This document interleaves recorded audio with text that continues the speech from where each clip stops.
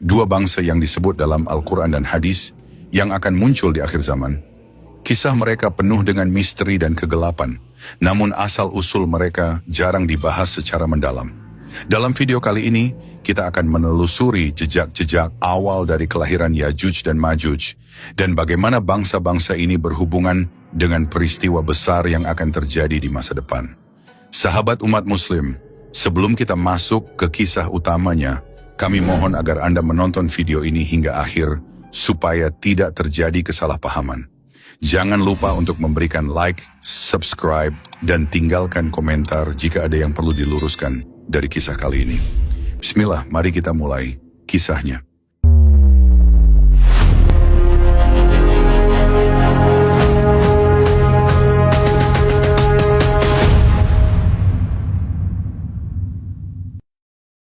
Nabi Nuh alaihissalam adalah seorang nabi yang dikenal memiliki usia yang sangat panjang, mencapai 950 tahun.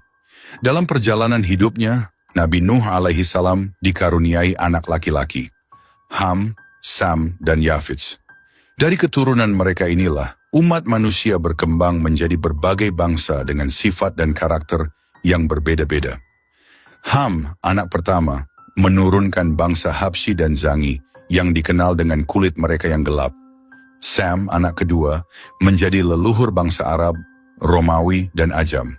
Sedangkan Yafits, anak ketiga, memiliki keturunan yang disebut sebagai bangsa Turki Barbar, Mongol, serta dua bangsa yang menakutkan, Yajuj dan Majuj. Namun, tidak semua sejarah ini hanya sekadar garis keturunan yang normal.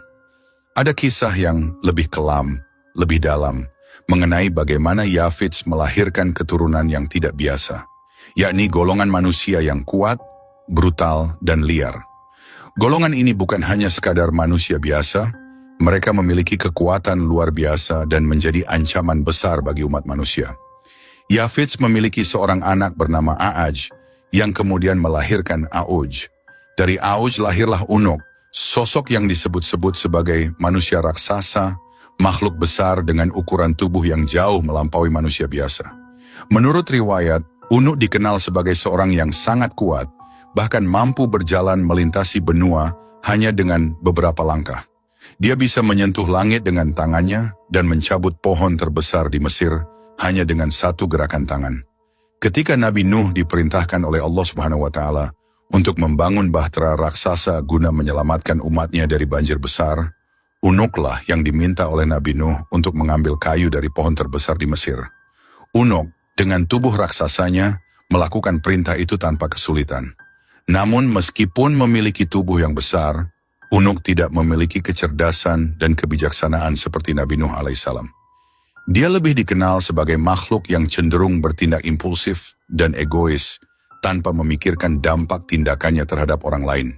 Saat banjir besar terjadi, air yang menenggelamkan dunia tidak mampu menenggelamkan Unuk. Tubuhnya yang sangat besar memungkinkannya untuk tetap berdiri di tengah-tengah lautan. Hanya puncak kepalanya yang menyembul di atas air. Meskipun banyak yang tenggelam, termasuk mereka yang menolak mengikuti Nabi Nuh, Unuk tetap bertahan. Gunung Ararat, yang merupakan salah satu gunung tertinggi di dunia, hanya menyisakan puncaknya yang kelihatan, dan Unuk berdiri di sana seperti raksasa penjaga. Namun meskipun tubuhnya selamat, jiwa Unuk tidak terlepas dari kekosongan.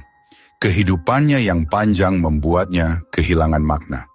Ketika zaman berganti dan generasi manusia baru bermunculan, Unuk mulai merasakan kehampaan yang mendalam.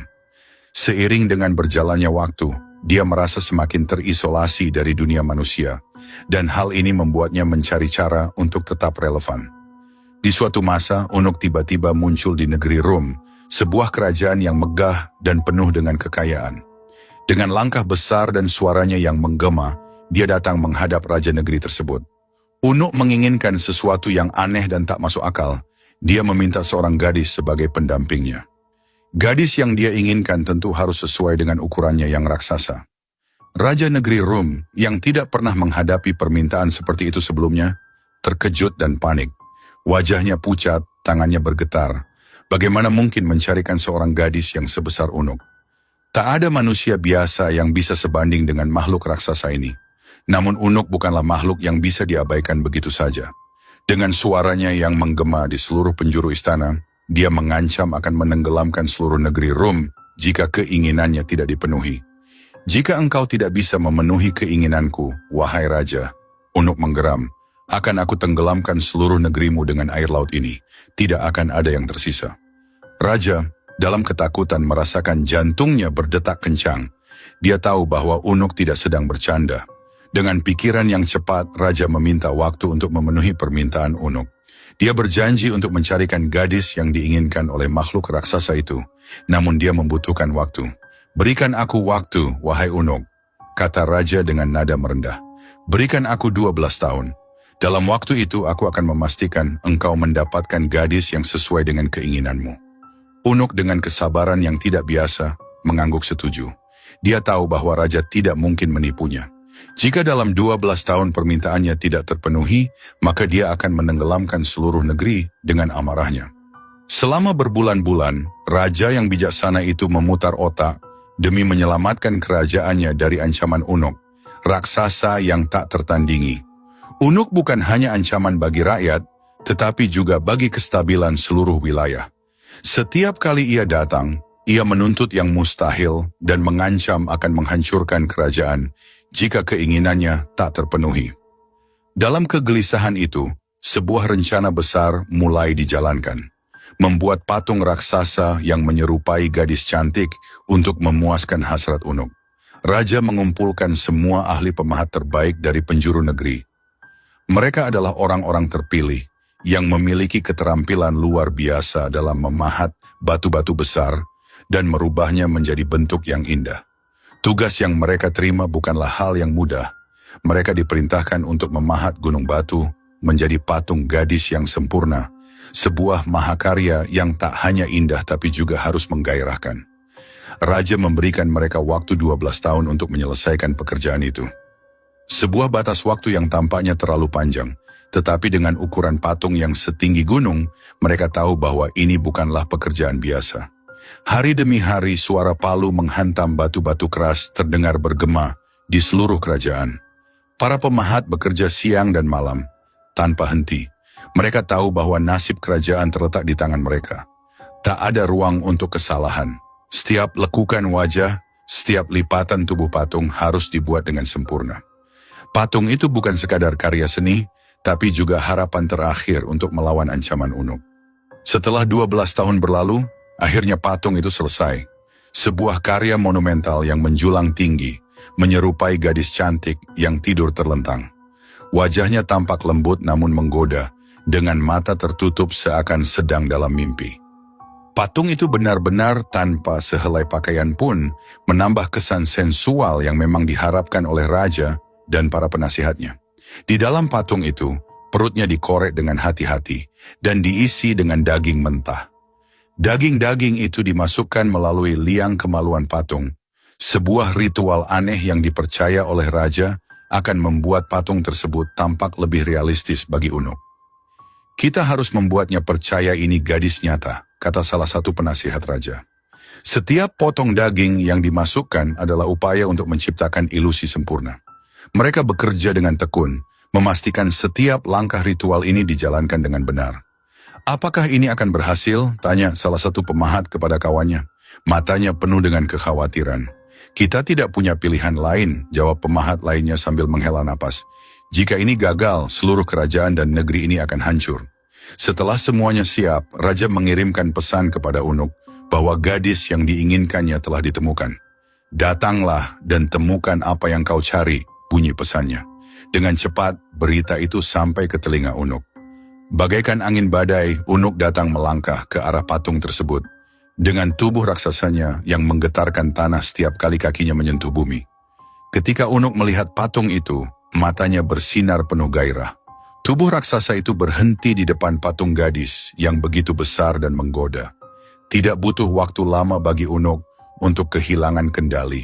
Nafsu membara yang telah lama menguasainya seakan tak bisa lagi dibendung. Sungguh cantik, sungguh menggoda, seru Unuk dengan suara menggelegar yang membuat tanah sekitarnya bergetar. Tubuhnya yang raksasa mendekati patung itu. Dan tanpa ragu ia menyalurkan hasratnya. Dia memperlakukan patung itu seolah-olah gadis itu nyata, tak menyadari tipu muslihat yang telah direncanakan oleh raja. Usai melampiaskan nafsunya, Unuk merasa puas dan pergi, meninggalkan patung itu dengan perasaan lega. Aku tak perlu kembali, gumamnya sambil tertawa besar. Suaranya menggelegar dan bergema di pegunungan. Unuk pun menghilang dari pandangan, tak pernah kembali lagi ke kerajaan itu. Namun yang terjadi kemudian adalah sesuatu yang tidak pernah diduga oleh raja dan rakyatnya. Air mani Unuk yang tertumpah di dalam patung, bercampur dengan daging mentah yang ada di dalamnya, mulai membusuk. Busuknya daging tersebut mengeluarkan bau menyengat yang bahkan bisa tercium hingga ke desa-desa terdekat. Dari dalam patung, ulat-ulat sebesar bayi manusia mulai tumbuh dan bergerak liar. Ini bukan bagian dari rencana, kata salah satu penasihat dengan wajah pucat ketika mendengar kabar tentang fenomena aneh yang terjadi pada patung. Mungkin ini adalah murka Tuhan atas tipu daya yang kita lakukan, ucap seorang pendeta tua yang turut menyaksikan kejadian aneh tersebut. Ulat-ulat itu tidak berhenti tumbuh. Mereka menjadi kepompong, dan dari kepompong-kepompong itu, sesuatu yang lebih mengerikan lahir. Ketika kepompong-kepompong itu pecah, lahirlah makhluk-makhluk yang menyerupai manusia, namun dengan perawakan menyeramkan dan penuh kebuasan. Mereka adalah Yajuj dan Majuj, makhluk ganas yang lahir dari ulah Unuk dan nafsunya yang tak terkendali. Makhluk-makhluk ini segera menyebar keluar dari patung, mencari makanan. Tidak ada yang bisa menghentikan mereka. Hewan-hewan ternak menjadi korban pertama. Mereka melahap segala yang mereka temui, dari sapi, kambing, hingga kuda. Rakyat mulai panik. Tidak ada yang tahu bagaimana cara menghentikan makhluk-makhluk ini. Mereka keluar dari liang kemaluan patung itu, satu persatu, bagaikan aliran air yang tak terhentikan. Desa-desa yang berada di sekitar patung itu menjadi korban pertama. Teriakan dan tangisan terdengar di mana-mana. Para petani dan penduduk desa melarikan diri, namun banyak yang tidak berhasil. Yajuj dan Majuj tak hanya memakan hewan ternak, tapi juga menyerang manusia. Raja, yang semula berpikir bahwa rencananya akan menyelamatkan kerajaan, kini dihadapkan pada masalah yang jauh lebih besar. Ini semua salah kita, ucapnya dengan penyesalan di depan para penasihatnya. Kita telah menciptakan monster yang tidak bisa kita kendalikan. Yang mulia, kita harus melakukan sesuatu sebelum seluruh negeri kita dimusnahkan. Desak salah seorang penasihat. Raja tidak tinggal diam. Ia memerintahkan pasukan terbaiknya untuk memburu dan menghancurkan Yajuj dan Majuj. Namun, setiap usaha yang dilakukan gagal. Pasukan yang dikirim selalu kembali dengan korban jiwa yang tak sedikit. Makhluk-makhluk itu terlalu kuat, terlalu cepat, dan jumlah mereka terus bertambah. Kita harus memanggil bantuan dari luar kerajaan, seru salah seorang panglima yang terluka parah usai bertarung dengan makhluk-makhluk buas itu. Desakan ini akhirnya membuat raja mencari bantuan dari Raja Iskandar Zulkarnain, seorang penguasa legendaris yang dikenal memiliki kekuatan dan kebijaksanaan luar biasa. Raja mengirim utusan ke wilayah Raja Iskandar Zulkarnain, berharap dia akan datang dan menolong. Setelah membantu penduduk di timur, Raja Zulkarnain mendengar kabar tentang bahaya yang lebih besar menanti di depan.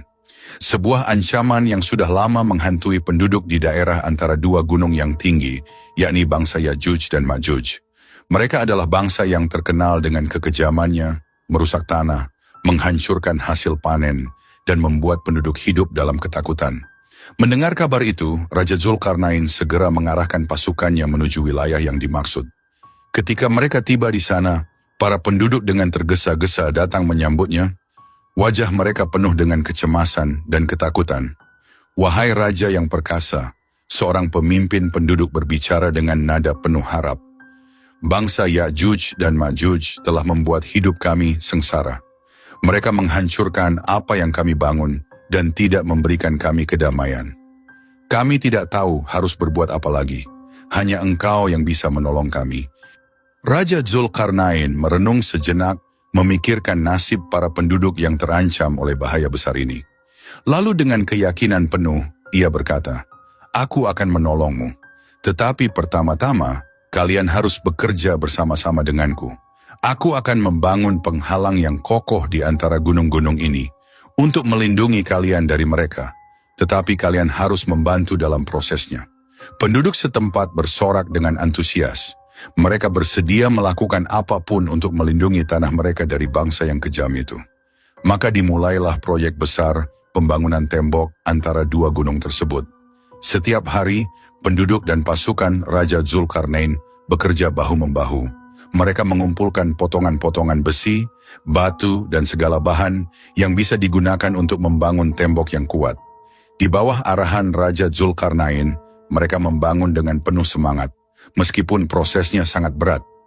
Suatu hari, ketika matahari mulai tenggelam di balik pegunungan, salah seorang pekerja mendekati Raja Zulkarnain dengan wajah kelelahan.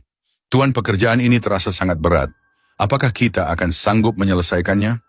Raja Zulkarnain menatap pria itu dengan penuh keyakinan. "Setiap pekerjaan besar membutuhkan pengorbanan. Ingatlah, ini bukan hanya untukmu, tetapi untuk anak-anakmu, untuk generasi-generasi yang akan datang. Dengan tembok ini, kita akan melindungi mereka dari kehancuran." Pria itu mengangguk, merasa semangatnya kembali berkobar. "Kami akan terus bekerja, tuanku. Terima kasih atas bimbinganmu." Raja Zulkarnain tersenyum, lalu kembali memantau jalannya pembangunan. Setiap kali ada kesulitan, dia hadir untuk memberikan solusi. Setiap kali ada yang kelelahan, dia memberi motivasi. Dia bukan hanya seorang raja yang memerintah dari atas takhta, tetapi juga seorang pemimpin yang terlibat langsung di medan tugas. Namun tidak semua berjalan lancar. Sebelum tembok itu sepenuhnya selesai, pasukan Raja Zulkarnain mendapat kabar bahwa Ya'juj dan Ma'juj telah bergerak mendekat. Kecepatan dan kekejaman bangsa itu membuat penduduk semakin ketakutan. Raja Zulkarnain segera memerintahkan pasukannya bersiap untuk perang. "Ini bukan hanya tentang tembok," ujar Raja Zulkarnain kepada para komandan. "Kita harus menghadapi mereka di medan perang, mengulur waktu hingga tembok selesai dibangun."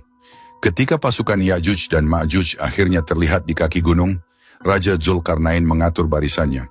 Dengan perisai yang bersinar di bawah sinar matahari dan pedang terhunus, pasukan Raja Zulkarnain berdiri kokoh, siap menghadapi gelombang serangan. Pertempuran berlangsung sengit. Ya'juj dan Ma'juj menyerbu dengan kekuatan yang tak terbendung. Suara dentingan pedang dan pekikan perang memenuhi udara, sementara debu dari pertempuran membumbung tinggi. Raja Zulkarnain dengan zirah berkilau dan helm baja memimpin langsung di garis depan, menebas musuh dengan ketepatan yang mematikan. Sementara itu, para penduduk dan sebagian pasukan yang tersisa terus bekerja tanpa henti menyelesaikan tembok besar tersebut. Di tengah kobaran perang, Raja Zulkarnain dan pasukannya bertempur dengan gagah berani, menghalau Ya'juj dan Ma'juj sejauh mungkin dari tembok yang belum rampung. Saat malam tiba, kedua belah pihak kelelahan. Namun Ya'juj dan Ma'juj tidak menunjukkan tanda-tanda mundur. Serangan mereka yang terus-menerus membuat barisan pertahanan pasukan Raja Zulkarnain terdesak. Namun di saat genting itulah, para pekerja akhirnya menyelesaikan bagian terakhir dari tembok besar. Tembaga panas dituangkan di atasnya, membuatnya menjadi benteng yang mustahil ditembus. Ketika Ya'juj dan Ma'juj mencoba menyerang tembok, mereka mendapati bahwa tidak ada jalan masuk. Mereka menghantamnya dengan segala kekuatan, namun tembok itu tetap berdiri kokoh, tak tergoyahkan. Akhirnya, setelah serangan tanpa henti, Ya'juj dan Ma'juj terpaksa mundur, tertahan oleh tembok yang kini memisahkan mereka dari negeri yang mereka rusak selama bertahun-tahun. Kemenangan yang diraih bukan hanya kemenangan militer, tetapi juga simbol kebesaran keadilan yang ditegakkan oleh Raja Zulkarnain. Pasukannya bersorak dan para penduduk menangis haru, menyaksikan tembok yang kini melindungi mereka dari bahaya besar.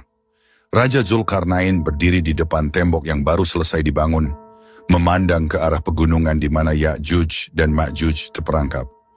Ia menarik napas dalam, menyadari bahwa misi besarnya telah tercapai.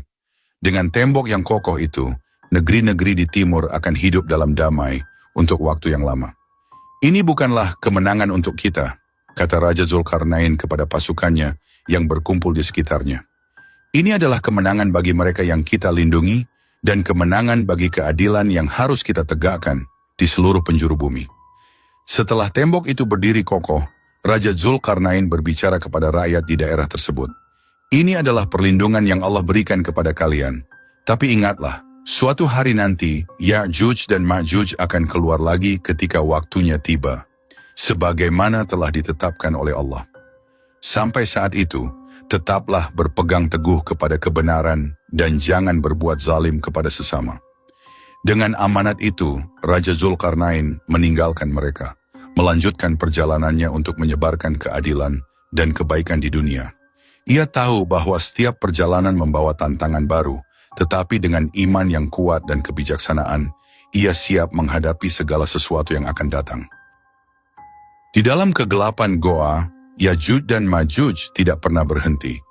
Setiap hari pemimpin mereka berdiri di depan mereka dengan tangan terkepal, memimpin serangan tak kenal lelah terhadap tembok itu. Hari ini adalah hari kita akan berhasil, seru pemimpin mereka, memompa semangat para pengikutnya. Kita telah mendekati kebebasan. Dengan raungan yang menggelegar, mereka mulai melubangi tembok sekali lagi. Suara dentuman keras terdengar ketika tangan mereka yang kuat menghantam besi dan timah.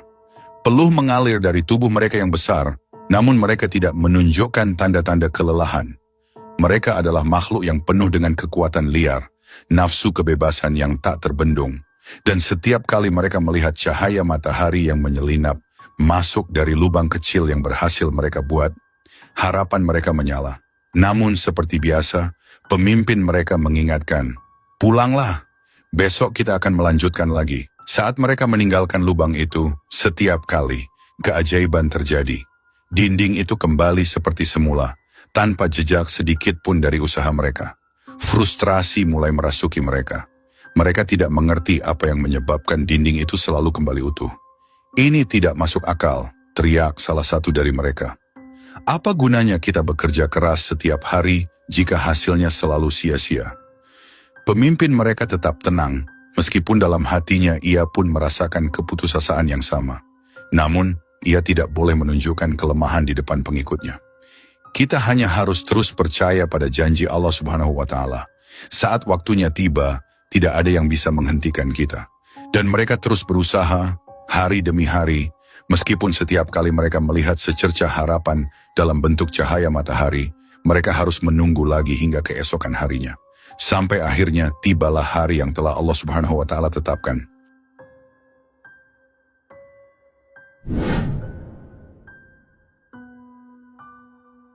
Setelah Dajjal terbunuh oleh Nabi Isa alaihissalam dan umat Islam merasakan kemenangan besar, langit yang semula cerah seketika berubah kelam.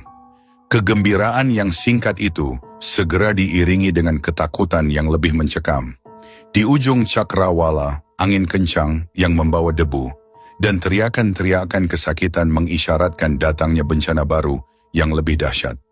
Dari kejauhan, terdengar gemuruh kaki-kaki yang menghentak bumi, bagai gelombang pasukan yang tak terbendung.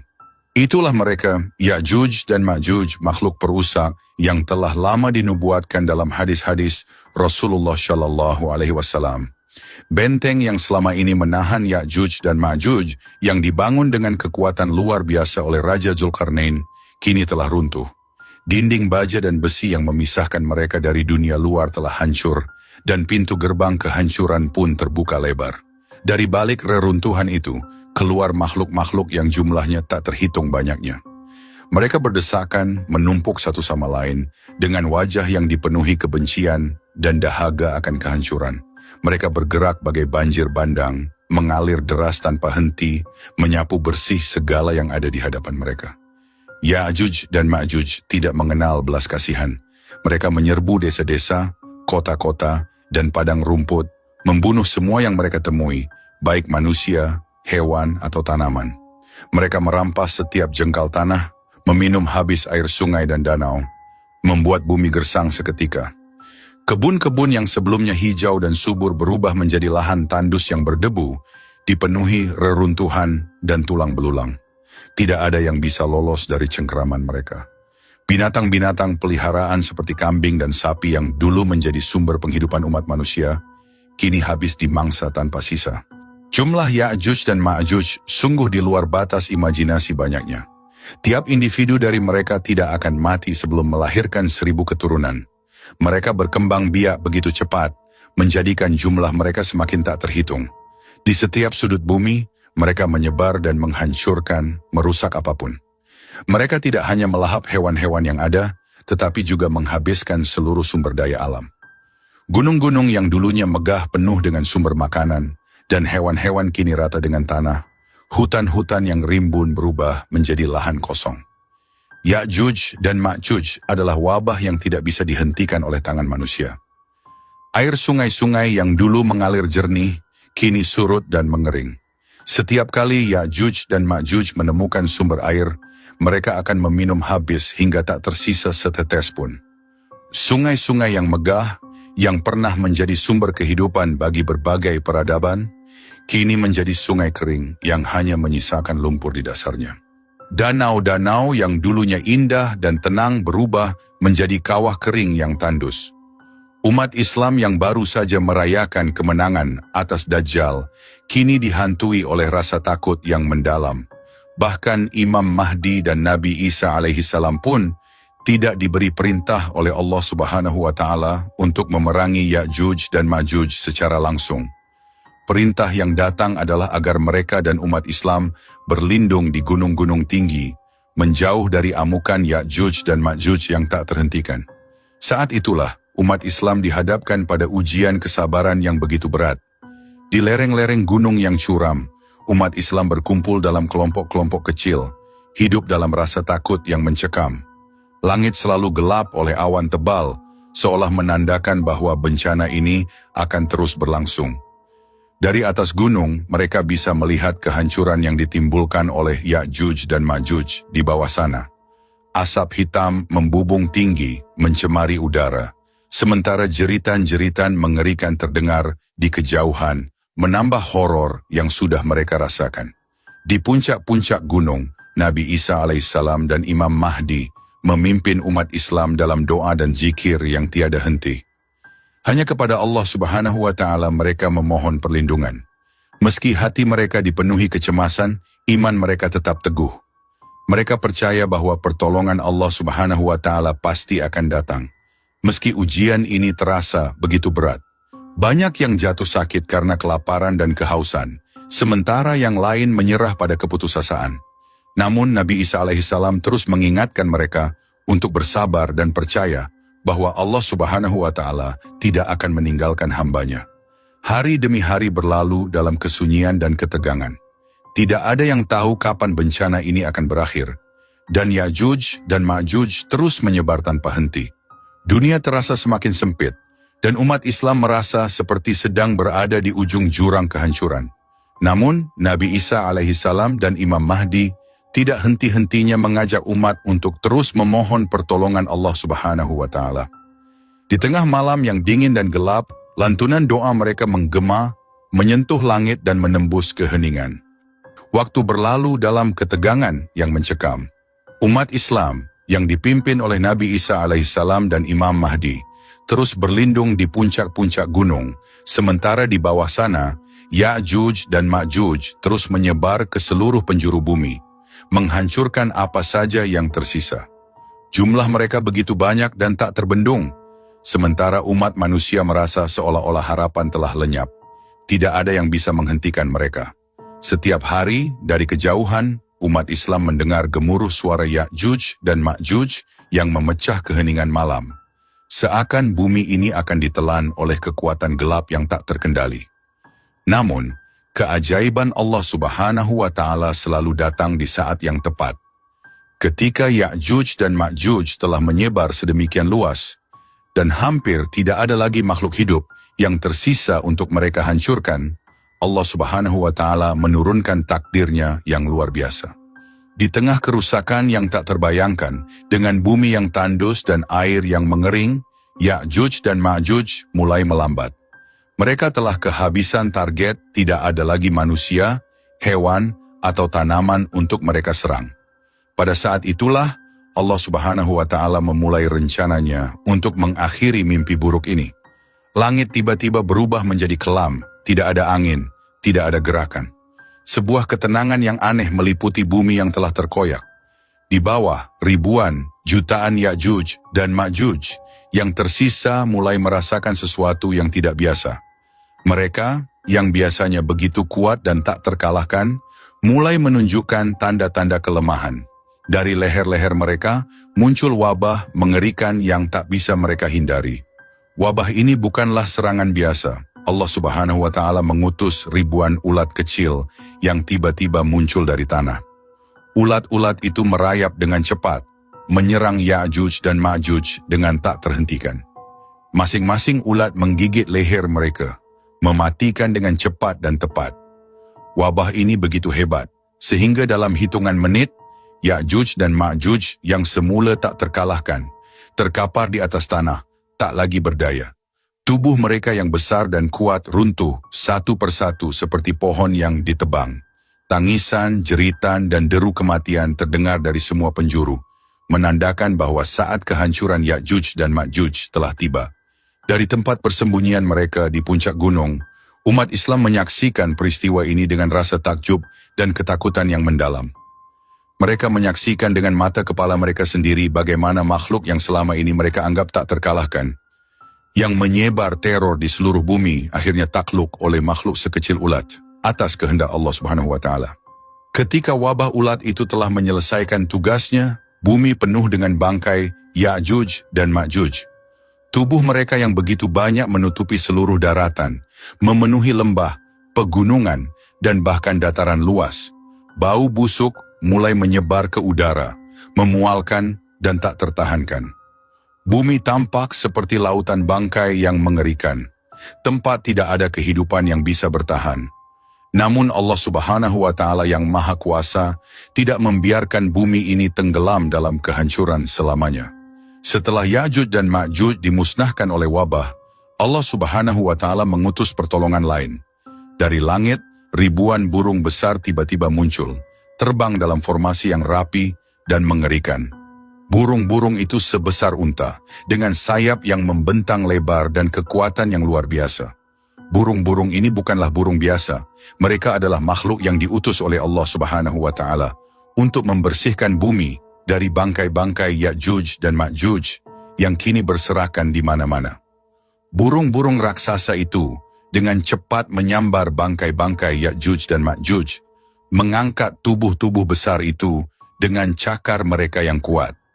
Mereka terbang tinggi di langit, membawa bangkai-bangkai tersebut ke tempat yang hanya diketahui oleh Allah Subhanahu wa Ta'ala. Dalam hitungan jam, burung-burung itu membersihkan bumi dari jutaan mayat Ya'juj dan Ma'juj.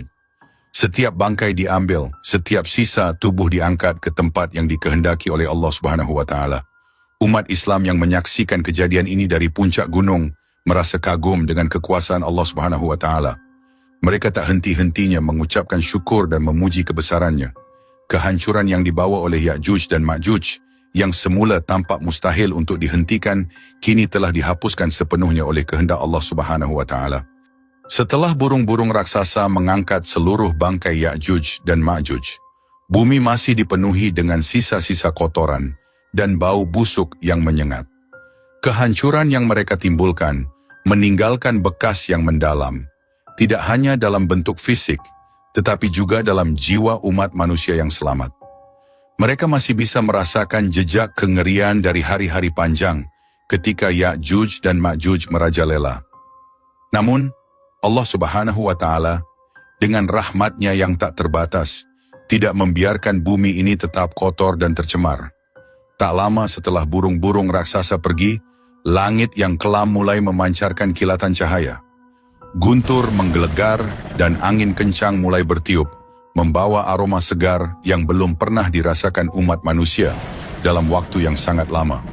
Hujan pun turun, bukan hujan biasa, melainkan hujan deras yang tak tertahankan. Butir-butir air yang turun dari langit begitu deras dan bersih, membersihkan setiap sudut bumi yang telah dihancurkan oleh Ya'juj dan Ma'juj. Air itu mengalir deras, membersihkan setiap sisa kotoran, setiap jejak kehancuran yang tersisa. Bumi yang tadinya kotor dan penuh dengan bau busuk, kini mulai bersih kembali. Setiap lembah, setiap gunung, Dan setiap dataran yang dipenuhi bangkai dan kotoran, kini dibasuh oleh hujan yang dikirim oleh Allah Subhanahu wa Ta'ala. Hujan ini berlangsung selama beberapa hari, tak pernah berhenti. Umat Islam yang sebelumnya terkurung di puncak gunung karena ketakutan, kini bisa merasakan kedamaian. Mereka turun dari gunung dengan penuh rasa syukur, menyaksikan bumi yang kembali bersih. Tidak ada jejak dari Ya'juj dan Ma'juj yang tersisa. Bumi ini seolah-olah baru saja diciptakan kembali, segar dan murni, seperti ketika pertama kali Allah Subhanahu wa Ta'ala menurunkannya untuk manusia. Setelah bencana besar ini berakhir, umat Islam kembali ke dataran dengan perasaan lega dan syukur. Mereka menyadari bahwa mereka telah melalui salah satu ujian terberat dalam sejarah umat manusia. Ketika Ya'juj dan Ma'juj telah dihancurkan dan bumi dibersihkan, Nabi Isa alaihissalam dan Imam Mahdi memimpin umat untuk memulai kembali kehidupan baru. Mereka membangun kembali desa-desa dan kota-kota yang telah dihancurkan, menanami kembali tanah yang gersang, dan mendirikan kembali rumah-rumah yang roboh. Namun, lebih dari itu mereka membawa pelajaran yang sangat berharga. Kehancuran yang dibawa oleh Ya'juj dan Ma'juj telah menunjukkan kepada umat manusia betapa lemahnya mereka tanpa perlindungan Allah Subhanahu wa Ta'ala.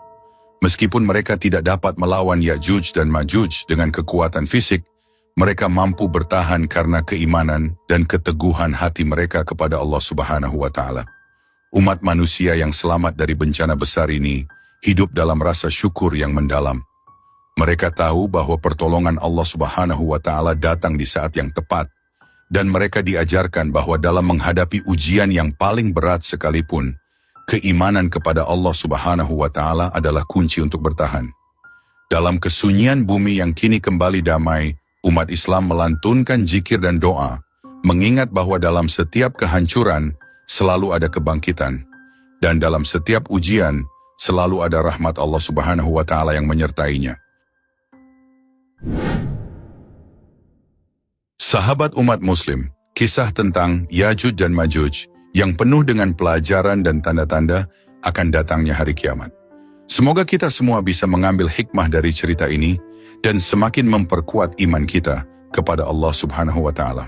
Jangan lupa, kita sebagai umat muslim harus selalu siap dengan bekal iman, ilmu, dan amal saleh agar terhindar dari fitnah dan ujian yang berat di akhir zaman.